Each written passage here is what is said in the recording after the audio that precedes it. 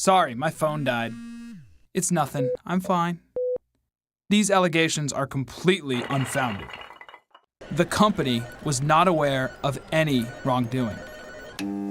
I love you. We hear anywhere from 10 to 200 lies a day, and we spent much of our history coming up with ways to detect them. From medieval torture devices to polygraphs, blood pressure and breathing monitors, voice stress analyzers, eye trackers, infrared brain scanners, and even the 400-pound electroencephalogram.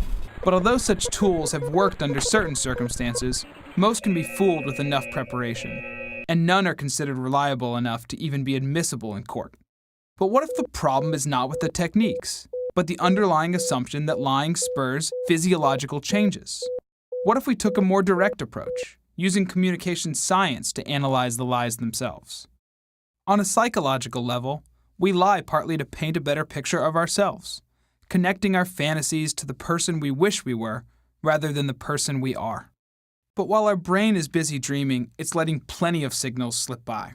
Our conscious mind only controls about 5% of our cognitive function, including communication, while the other 95% occurs beyond our awareness. And according to the literature on reality monitoring, stories based on imagined experiences are qualitatively different from those based on real experiences. This suggests that creating a false story about a personal topic takes work and results in a different pattern of language use.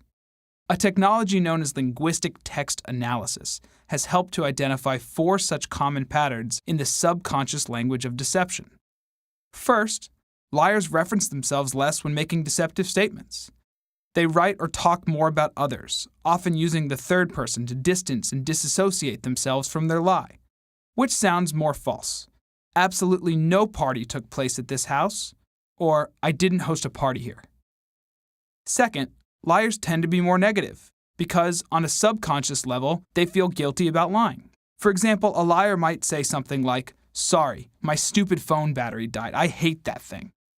Third, liars typically explain events in simple terms, since our brains struggle to build a complex lie. Judgment and evaluation are complex things for our brains to compute. As a U.S. president once famously insisted, "I did not have sexual relations with that woman." And finally, even though liars keep descriptions simple, they tend to use longer and more convoluted sentence structure, inserting unnecessary words and irrelevant but factual-sounding details in order to pad the lie. Another president confronted with a scandal proclaimed, "I can say categorically that this investigation indicates that no one on the White House staff, no one in this administration presently employed was involved in this very bizarre incident." Let's apply linguistic analysis to some famous examples. Take 7-time Tour de France winner Lance Armstrong. When comparing a 2005 interview in which he had denied taking performance-enhancing drugs to a 2013 interview in which he admitted it, his use of personal pronouns increased by nearly 3/4. Note the contrast between the following 2 quotes. First, "Okay, a guy in a Parisian laboratory opens up your sample, Jean-Francis so-and-so, and he tests it. And then you get a phone call from a newspaper that says, 'We found you to be positive 6 times for EPO.' Second, I lost myself in all of that. I'm sure there would be other people that couldn't handle it, but I certainly couldn't handle it, and I was used to controlling everything in my life. I controlled every outcome in my life." In his denial, Armstrong described a hypothetical situation focused on someone else, removing himself from the situation entirely. In his admission, he owns his statements, delving into his personal emotions and motivations. But the use of personal pronouns is just one indicator of deception. Let's look at another example from former Senator and U.S. presidential candidate John Edwards. "I only know that the apparent father has said publicly that he is the father of the baby. I also have not been engaged in any activity of any description that requested, agreed to, or supported payments of any kind to the woman or to the apparent father of the baby." Not only is that a pretty long-winded way to say, "the baby isn't mine," but Edwards never calls the other parties by name, instead saying, "that baby, the woman, and the apparent father." Now let's see what he had to say when later admitting paternity. "I am Quinn's father. I will do everything in my power to provide her with the love and support she deserves."